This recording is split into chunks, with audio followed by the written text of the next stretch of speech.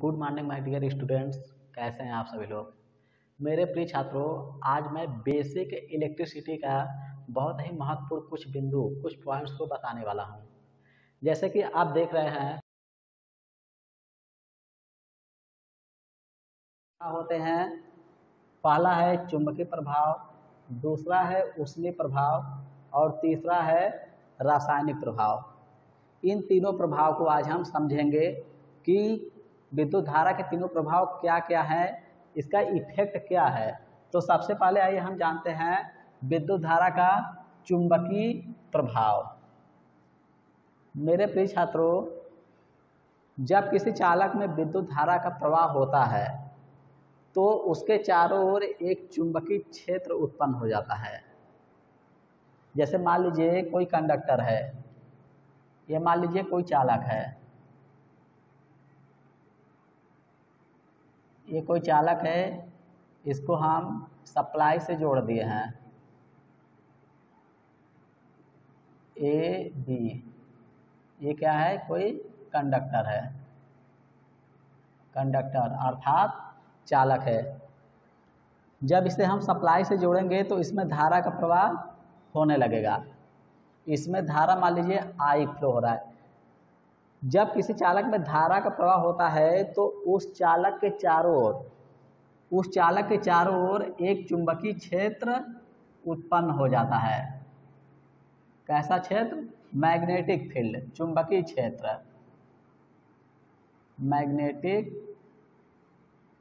Field.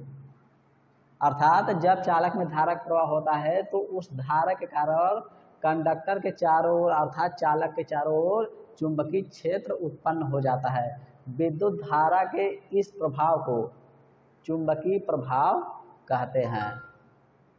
अर्थात आप लोग देखते हैं ओवरहेड लाइन है या कोई भी घरों में वायरिंग हुआ है, मतलब कि जब कंडक्टर में धारा प्रवाह होगा तो उसके पास अगर हम चुंबकीय सुई ले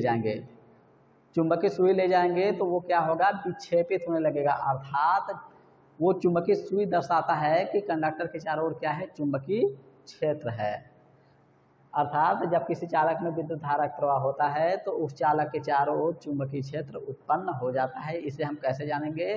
कंपास सुई अर्थात चुंबकीय सुई को जब हम चुंबकीय सुई के जैसे ही कंडक्टर के पास लाएंगे उसमें विक्षेप उत्पन्न हो जाएगा, कंपन करने लगेगा, जिससे पता चलेगा कि हाँ, चालक के चारों ओर क्या है? चुंबकीय क्षेत्र उत्पन्न हो गया है। तो ये था विद्युत धारा का चुंबकीय प्रभाव।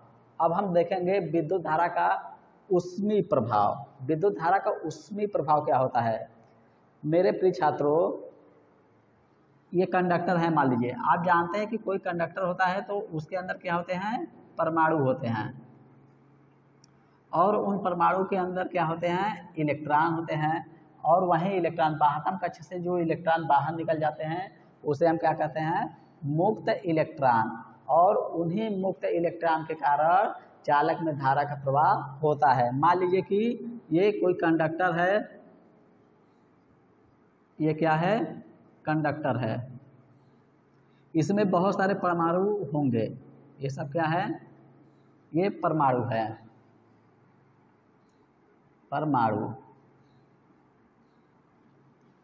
परमाणु है। और इसके बाह्यतम कक्ष से जो इलेक्ट्रॉन बाहर निकल जाते हैं उन्हें हम कहते हैं मुक्त इलेक्ट्रॉन। मान लीजिए इसके बाहर ये सारे क्या हैं? मुक्त इलेक्ट्रॉन है। इस तरीके से क्या है? मुक्त इलेक्ट्रॉन।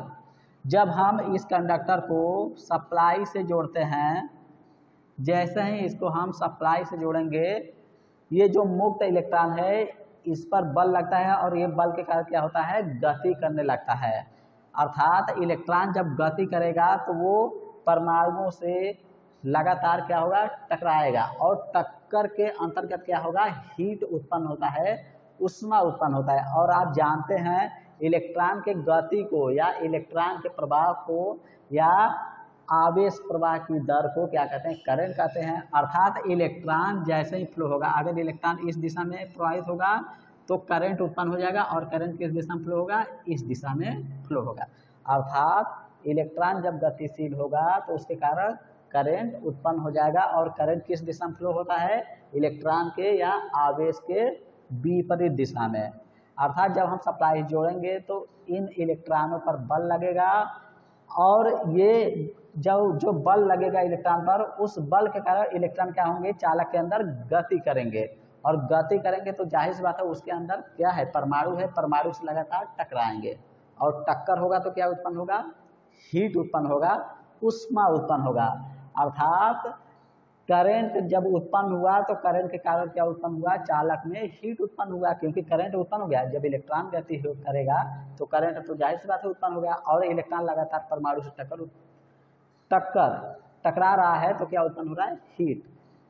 अर्थात जब किसी कंडक्टर में धारा का प्रवाह होता है तो इलेक्ट्रॉन का परमाणु से टक्कर के फलस्वरूप हीट उत्पन्न होता है, अर्थात ऊष्मा उत्पन्न होता है। विद्युत धारा के इसी प्रभाव को ऊष्मीय प्रभाव कहते हैं। अर्थात जब किसी कंडक्टर को सप्लाई से जोड़ दिया जाता है तो उस कंडक्टर के अंदर धारा का प्रवाह होता है, धारा का प्रवाह होता है तो इलेक्ट्रॉन लगातार परमाणुओं से क्या करते हैं, टकराते हैं। इलेक्ट्रॉन का परमाणु से टक्कर के फलस्वरूप हीट उत्पन्न होता है। विद्युत धारा के इस प्रभाव को क्या कहा जाता है, ऊष्मीय प्रभाव।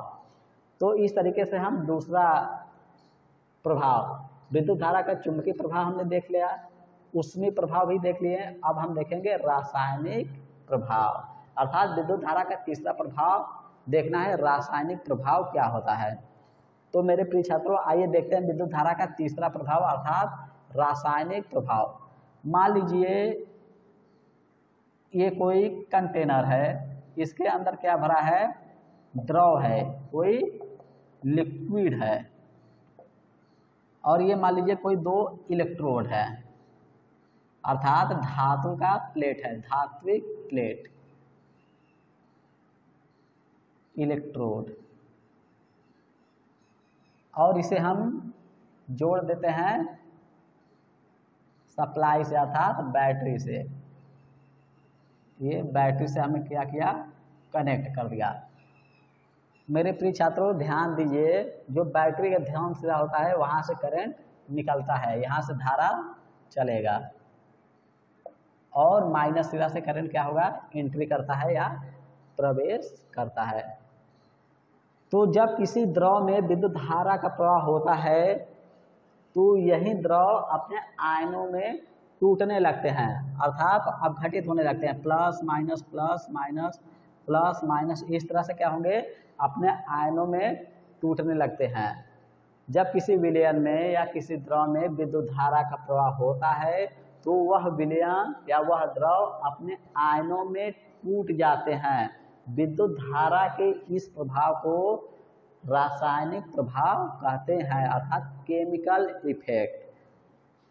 जैसे कि मान लीजिए सेल या बैटरी जो होता है, बैटरी के अंदर क्या होते हैं, आसु जल होते हैं और इलेक्ट्रोलाइट जैसे कि गंधक H2SO4 क्या होते हैं, H2SO4 होते हैं, H2SO4। जब धारा प्रवाह होगा तो ये H जो है प्लस में, हाइड्रोजन किस में टूट जाएगा, पॉजिटिव आयन में, और सल्फर डाइऑक्साइड अर्थात SO4 किस में टूट जाएगा, माइनस में टूट जाता है। तो विद्युत धारा के इस प्रभाव क्या कहेंगे, विद्युत धारा का रासायनिक प्रभाव। अर्थात जब किसी विलयन में विद्युत धारा का प्रवाह होता है तो वह विलयन अपने आयनों में अर्थात प्लस माइनस में टूट जाते हैं। विद्युत धारा के इस प्रभाव को क्या कहा जाता है, विद्युत धारा का रासायनिक प्रभाव।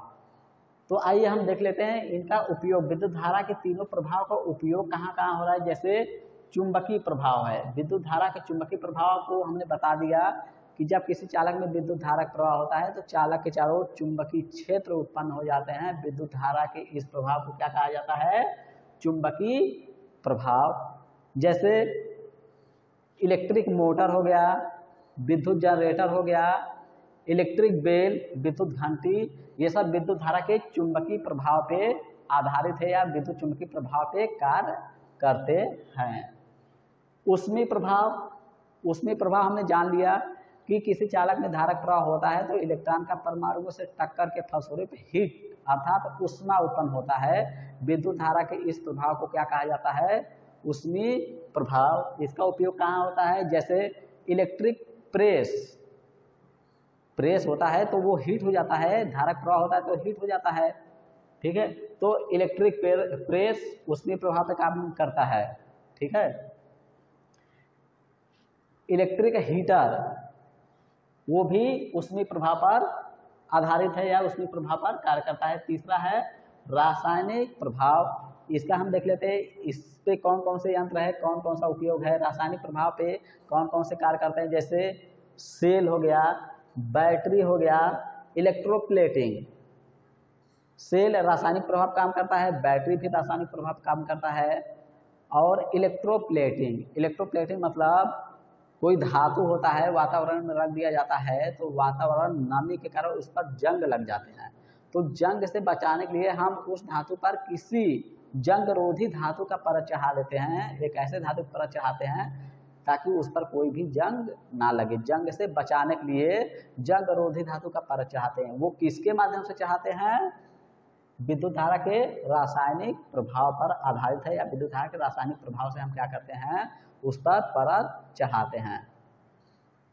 तो लेक्चर 5 में आज हम जान लिए विद्युत धारा के प्रभाव, चुंबकीय प्रभाव, ऊष्मीय प्रभाव और रासायनिक प्रभाव। अब हम मिलते हैं नेक्स्ट वीडियो में, लेक्चर नंबर 6 लेकर आएंगे। Good bye.